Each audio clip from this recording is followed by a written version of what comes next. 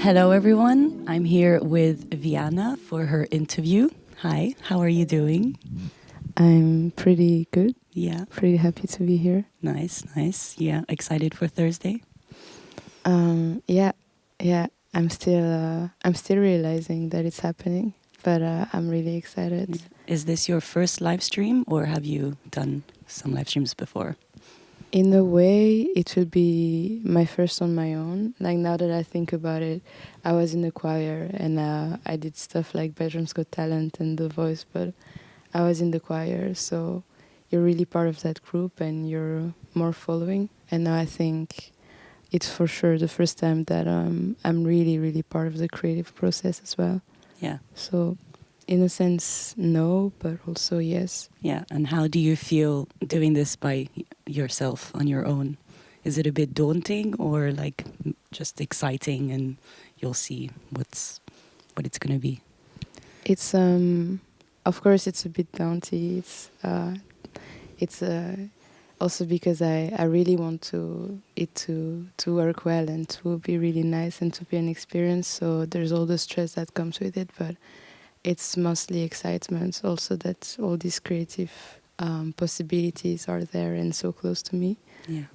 So I'm mostly excited, actually, than daunted by it. Nice, that's good. Yeah. Yeah, it's better to be more excited than stressed because, yeah, stress can overtake things and then make you fail some things. Yeah. But, yeah. What are your musical influences like? So you said that you were part of a gospel choir, and I see you have more of a jazz background, isn't it? Yeah, the jazz, in a way, it feels like the jazz I fell into it than really having actively sought it. But yeah, so I went to a gospel choir for quite a bit, from being 9 to 17, and I really grew up in there, and that's where I learned to sing and perfectionize how I sing. And the jazz, it's especially when I started singing in solo. I started in jazz clubs, so I would just go and I would jam and listen, and then I started listening to more jazz. And then I think all those things really influenced the way I sing and the way I approach music. And now I'm opening myself up also to whatever you can find in Rotterdam scene. So that's much more electronic music, more experimental, post-punk. Yeah. And so it's everything that's around me and that I fall into, I would say, that really influences me in some way or another. Okay, nice. Yeah, and you're from Brussels, right? Yeah, mostly. I was born in Brussels. I moved a bit around Belgium. Dus ik spreek ook Nederlands. But I'm mostly from Brussels, yeah. What made you want to come to Rotterdam and pursue... did you move to Rotterdam for your music career or was it for like studies at first? Yeah, actually, no. I moved for studies. I studied at, do you know Erasmus University College? Yeah. So it's part of Erasmus University, but it's a bit of another department, and it's also another building, and it's liberal arts and science education. So basically, it's that you can do a bit of different things. You can combine. It's not that you have to pursue only science or social science or political science. You can just do a bit of everything and then focus on one thing. And I focused on political philosophy. Okay. So that was a bachelor, and I graduated last summer, actually. Oh, nice. Congrats. So I had my thing, you know, like the hat. The hat. Oh, yeah, nice. And I'm graduated person now. Yeah. Congrats on that. Yeah, it's Thank always you. nice to graduate. Yeah, it's a nice feeling. Yeah. So ever since you moved to Rotterdam, you kind of found how would you explain your music career now with the Rotterdam scene? I think in a way it's still the same thing, that I think that's how I've been going through life a lot, of just seeking things and also letting them come to me. And I think because when I was studying, I started first hanging out at Dizzy Jazz Cafe, And then I met an amazing person who's called Bianca that really actually she pushed me, she motivated me um, to perform there more, to join the jam sessions, and then at some points I could have my own nights, and then I was also just doing small performances in places. And it's interesting because when I started doing music by myself, I started doing more covers, because also in the jazz scene, especially in Brussels where I've started, it's about attracting people, and then you attract them with things they know. And so I will do a lot of just like the popular covers or and reinterpreting them. And it was a lot about the voice and just the performance. But I've always been songwriting, and so in the back I would write my own songs, and sometimes, like little by little, I started inserting them into my shows. And then now this year, somehow I get to do shows where I just do my own stuff, and now I'm really playing more and more with improvising and with playing with others, but really like as using the voice also as an instrument, because that's my main instrument. I think the question was like how I've been dealing in the Rotterdam scene, right? Yeah. So I hope this answers it. But basically it was by, again, grasping things and going through it and really growing into finding, I guess, my own sounds in the plural. I don't know. I don't think you can have at some points of your musical career process one sound, but I think it's always something that's always growing. So I think I've been going through it, trying to find sound by sound and then putting them together, and that's where I'm at. And it's a really nice process. Oh, nice. Yeah, I was about to ask then, would you say that did you find your sound yet? But I guess in some ways you have, but it's evolving. Yeah, exactly. Still. Yeah. Yeah. No, that's very exciting. Yeah, it's really exciting. Yeah.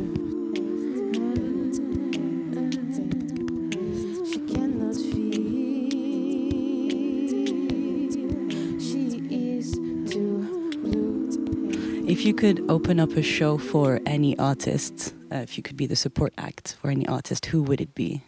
Your dream? I think now, wow, I haven't thought about that question.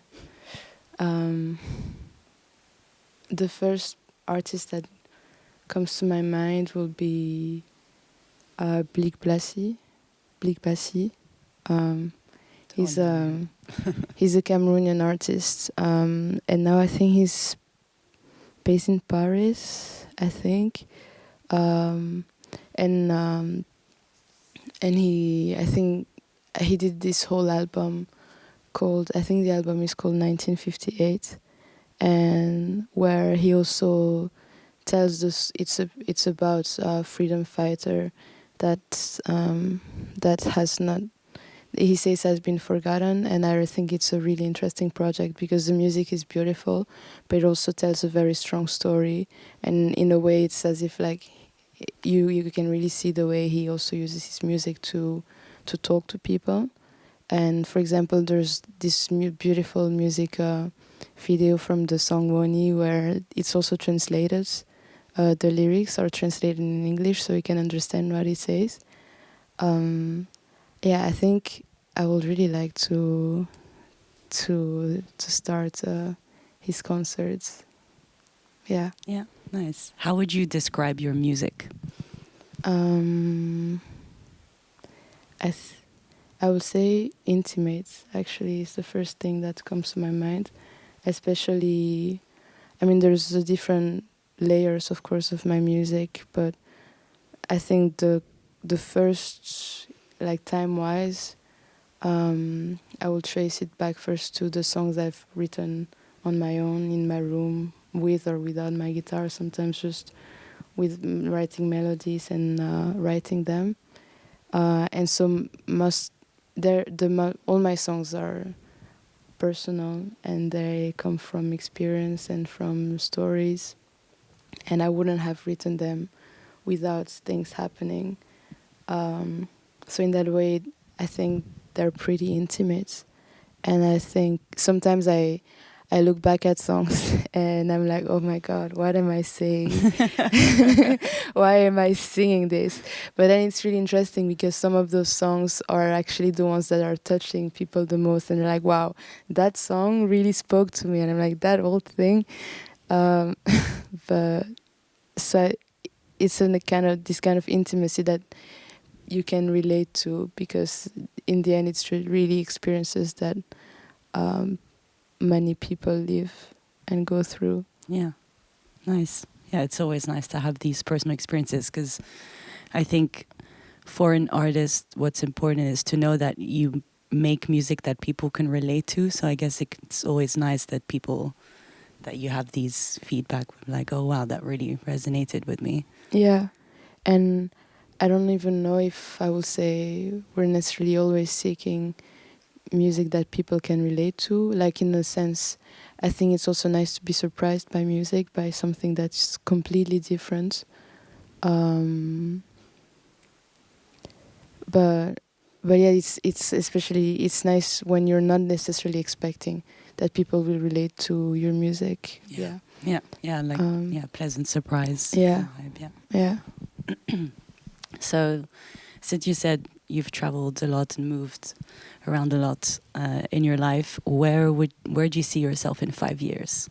Still in the Netherlands, or would you like to maybe move to another country, or go back to Belgium? Yeah, in 5 years, it feels far but so close as well.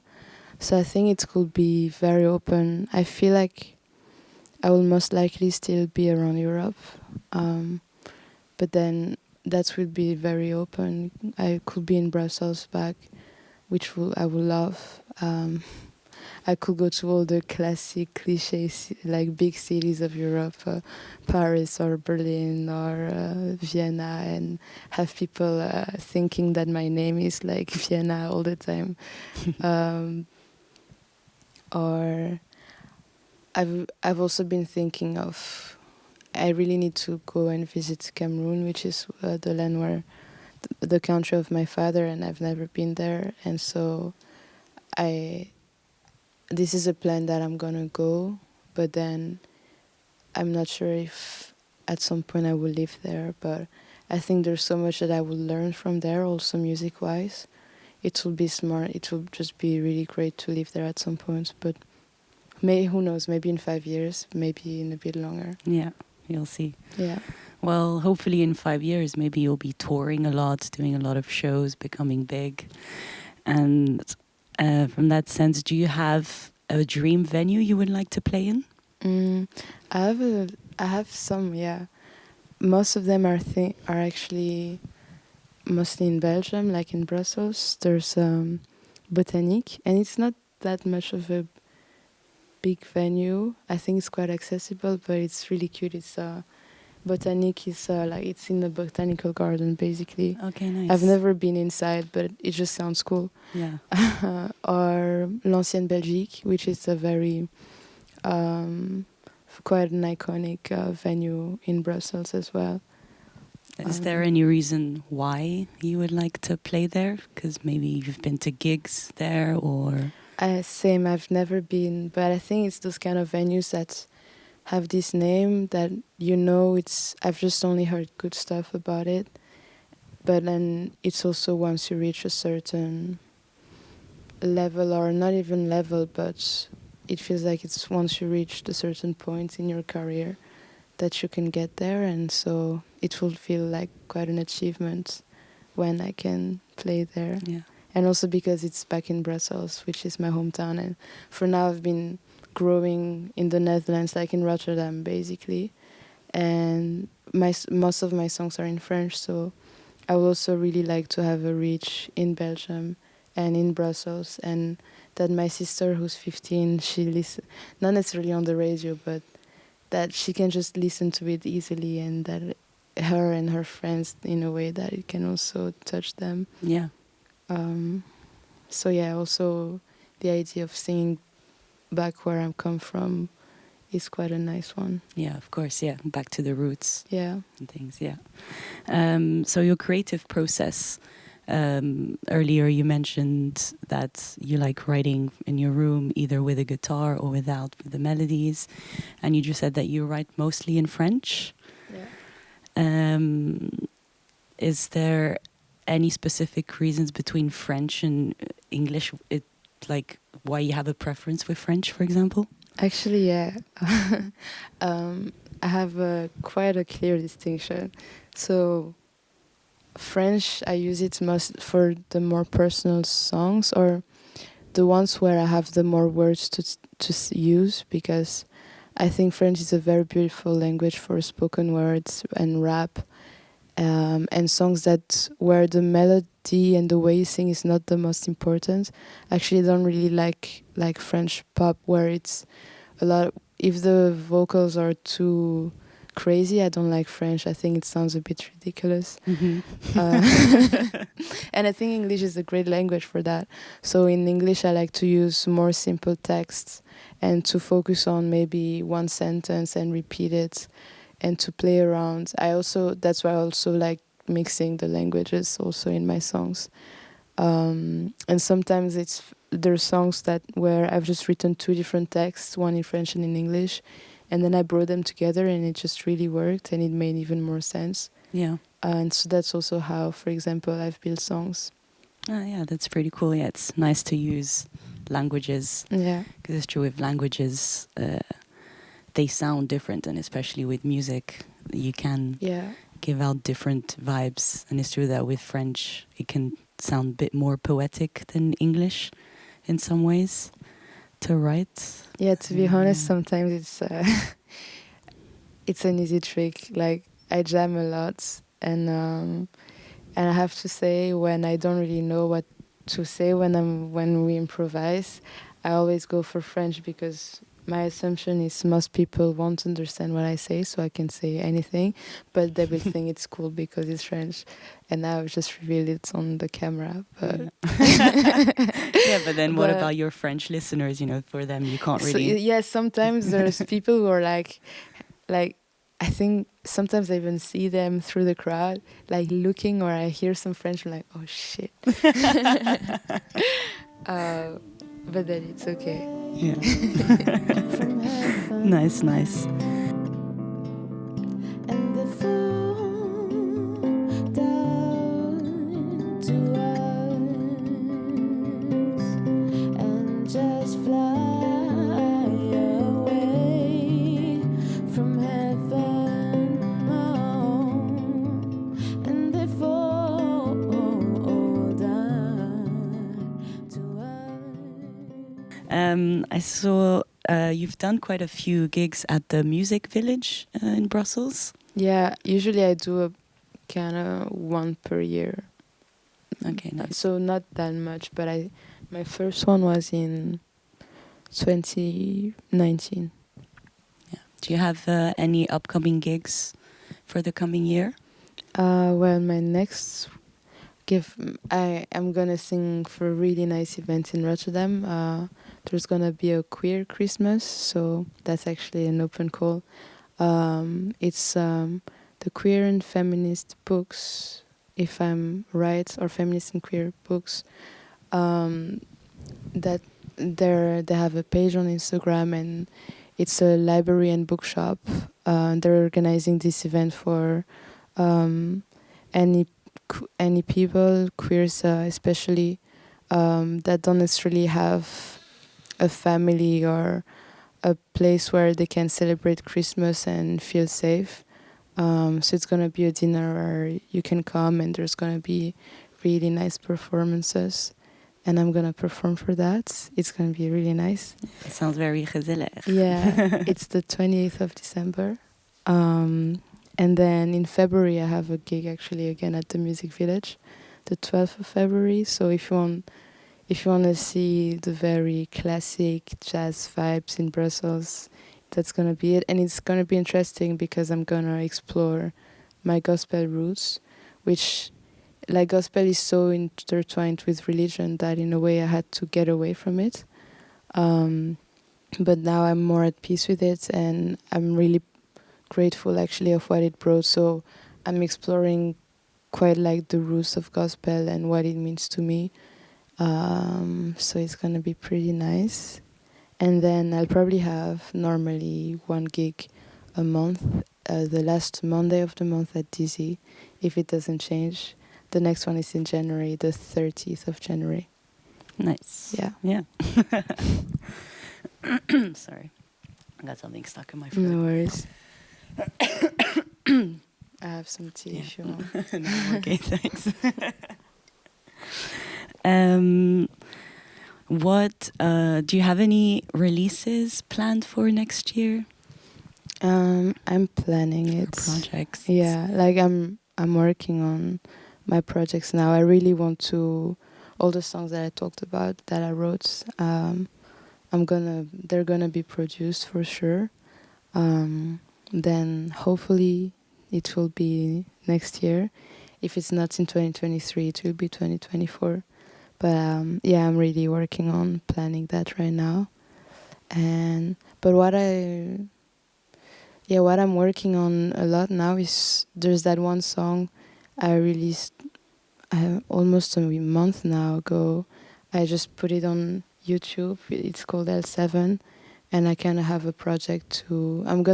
You're gonna see it a lot around because the idea is to make it in many different ways, and so Garden will be another of these versions.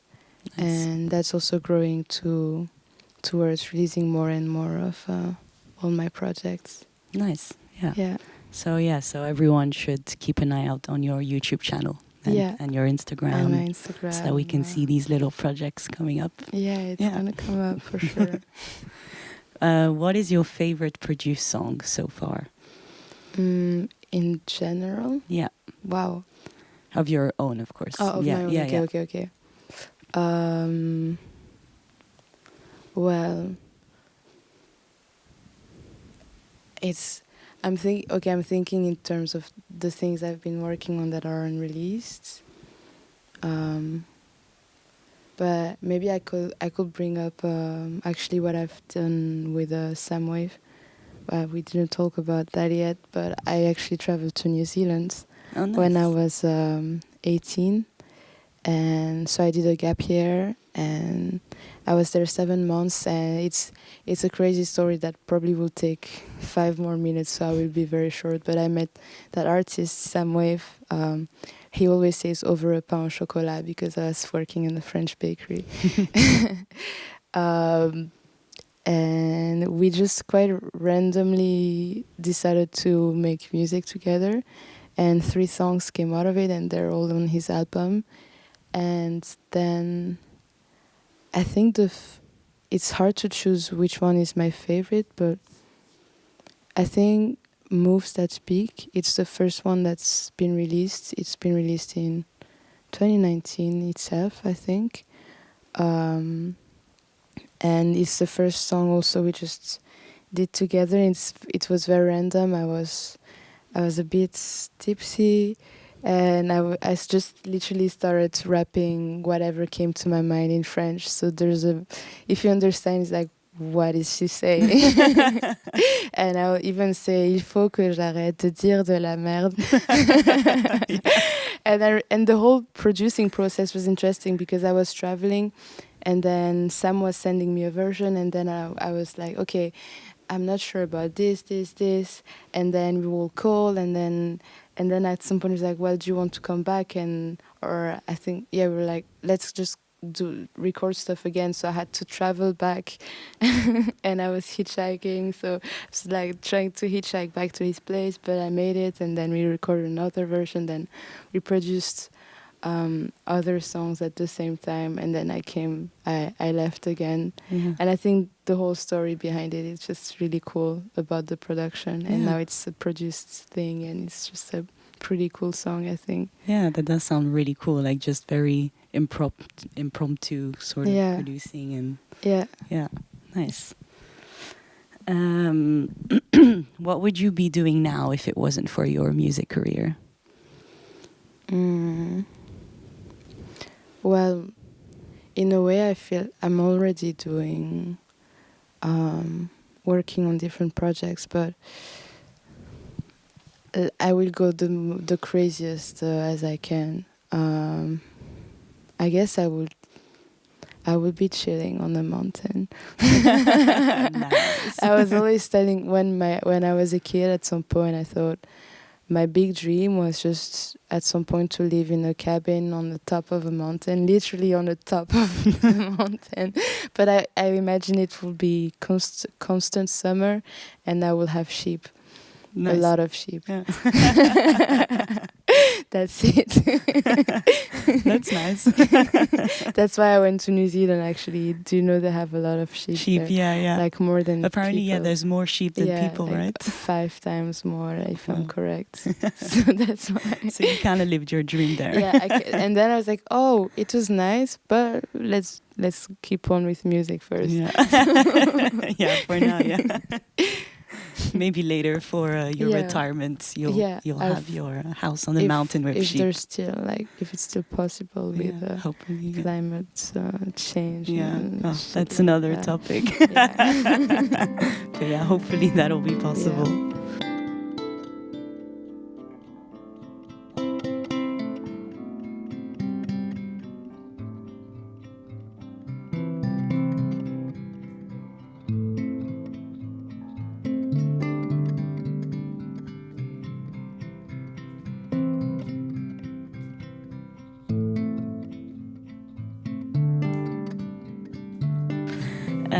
If you could give us one word to describe yourself, which would it be?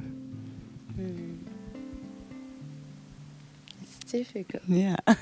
Maybe that. I wanted to say weird, but I think everyone will describe themselves as weird. Normal. Normal. Nice. That's a good one. Because no one really is ever normal. Yeah, I don't know what it is. Nice. What's your favorite season? I think it's spring. Spring? Yeah, I used to say every season, but no. I think it's spring. I'm born in spring as well. I'm a spring baby. I really like it. It's cute. I always loved the flowers. Blooming. I sound so flowery. Maybe I am, but I always loved the flowers like blooming in the trees. I was like, oh, spring is coming. Yeah, no, it is. Yeah, there Yeah. is this little The sun side is of coming spring. back. It's Yeah. not too hot. Yeah. Yeah, spring is a good time of year. Yeah.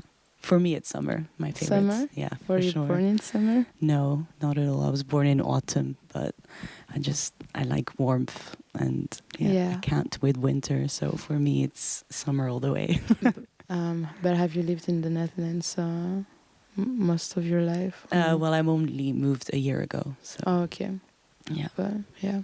but from before, it doesn't change much from the UK where Yeah. where I'm from. So Okay, Yeah. it makes sense. Summer is like in the UK, I can imagine it's not that hot even in the summer. yeah, well, it's Depending a bit where like you here. are. Yeah, Okay. depends. Yeah.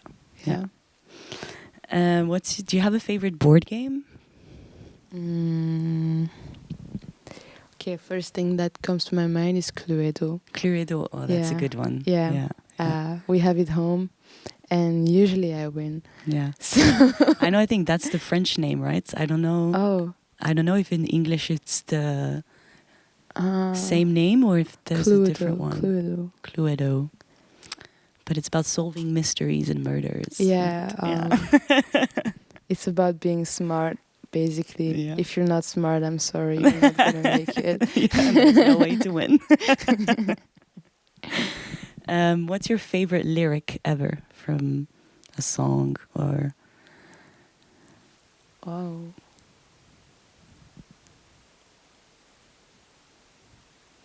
That's really difficult. There's so many lyrics. Yeah. Again, I think it will never be the favorite lyric ever, but at this moment, I guess the one that will speak the most to me.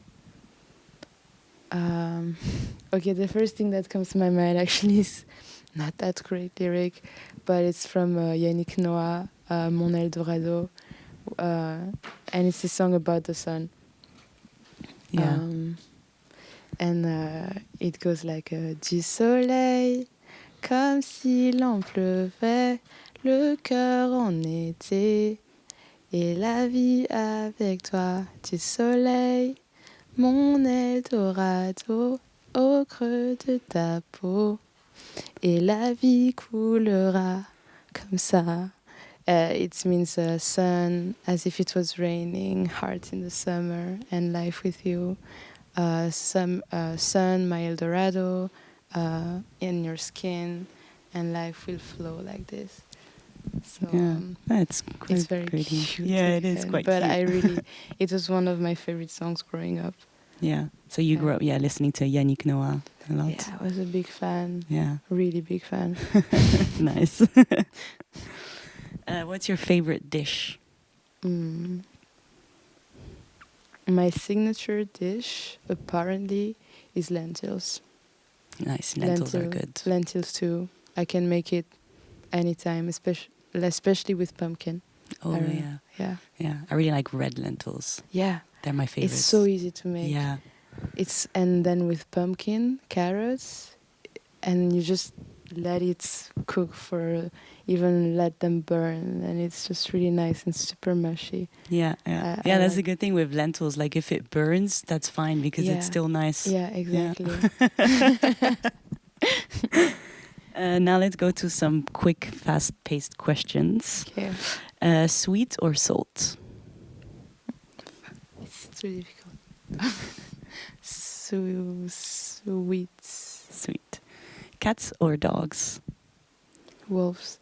Wolves? Nice. Tea or coffee? Tea. Coffee. Coffee? Last one? Coffee? Yeah, coffee. City or countryside? It's too difficult. Periphery. Periphery. Okay. Nice bit in between. Early bird or night owl? Early birds. That's the best one. Writing or singing? That's too difficult. Songwriting. Perfect. And finally, North or South Belgium? Because that's a big Brussels. debate. Yeah, Sorry, Brussels. Of course, you're from Brussels. You're going to say Brussels. I've been answering in between for everything. This one. Yeah. Nice, but yeah, of course, Brussels. Always Brussels. Yeah. So that people from Brussels, they're very rooted to Brussels and proud of. Yeah, it's being something from I've heard a Brussels, yeah. lot. It's that a lot of people from Brussels feel more from Brussels than even Belgium. Yeah. It's a bit its own. I will stop, or I will just start talking about it. That's fine. We can close it up with this. Yeah. Yeah, because they're quite nice. But yeah, I know quite a few people who are from Brussels, and they're all so proud. And when it comes to talk about the debates, if it's Flandre or the other, then they say no. It's like just Brussels. It's just Brussels. XL. Too many people from XL. Okay, well, we can wrap up this interview. It was great chatting with you. It was really I look nice. forward to listening to you on Thursday and to hear you sing songs. That was hard to say. Sing songs in French and in English. And yeah, and best of luck as well for the coming year and for projects and all that. Thank you. Thank you, everyone. Thank you. Bye-bye.